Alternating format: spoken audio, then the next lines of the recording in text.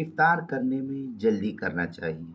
چنانچہ جب سورج غروب ہونا یقینی طور پر معلوم ہو جائے کہ سورج غروب ہو گیا ہے تو بلا تاخیر افطار کر لینا یہ بہتر اور افضل ہے۔ بلا تاخیر افطار کر لینا چاہیے، یہی سنت سے ثابت ہے اور خیر و برکت کا ذریعہ اور ثابت ہوتا ہے یہ چیز۔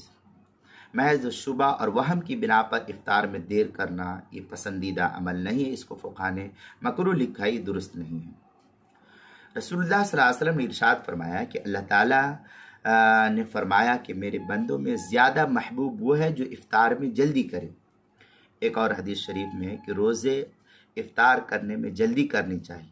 ایک اور حدیث شریف میں ہے کہ جب تک مسلمان روزہ افطار کرنے میں جلدی کرتے رہیں گے دین کا غلبہ رہے گا۔ چنانچہ فتاوی عالمگیریہ میں ہے وتعجیل الافطار افضل فیستحب ان یفطر قبل الصلاۃ۔ یہ فتاوی عالمگیریہ کی عبارت ہے، پہلی جلد صفحہ 200 جو مکتبہ رشیدیہ کوئٹہ کا چھپا ہوا نسخہ اس کے اندر۔ مشکات کے اندر ہے وعنہ ای عن ابی ہریرہ رضی اللہ تعالیٰ عنہ قال قال رسول اللہ صلی اللہ علیہ وسلم قال اللہ تعالیٰ احب عبادی الی اعجلہم فطرن۔ یہ مشکات المصابیح کی عبارت ہے، پہلی جلد صفحہ 175 جو قدیمی کتب خانہ کراچی کا چھپا ہوا نسخہ اس کے اندر۔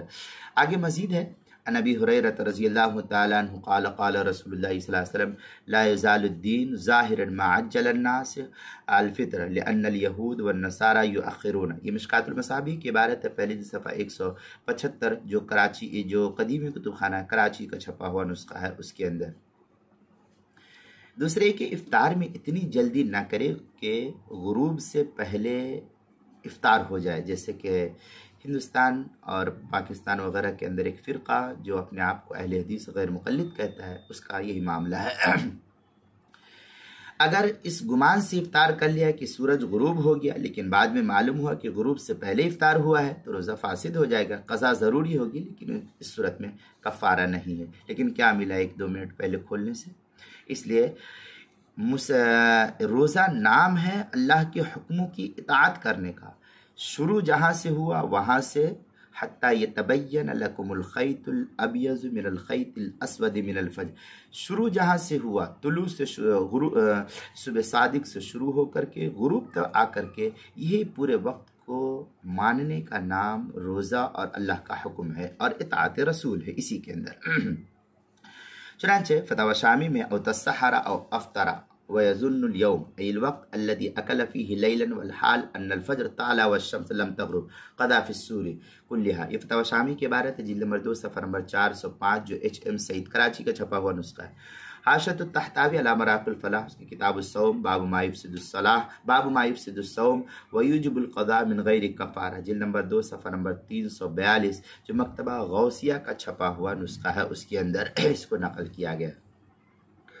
تیسری صورت یہ کہ سورج غروب ہونے کے بعد جلدی افطار کرنے کو غلط سمجھنا یہ صحیح نہیں ہے۔ سورج غروب ہونے کے بعد غروب ہو چکا ہے تو اب جلدی افطار کرنے کو کہے کہ اب تھوڑا رک جاؤ، اس کی گنجائش نہیں۔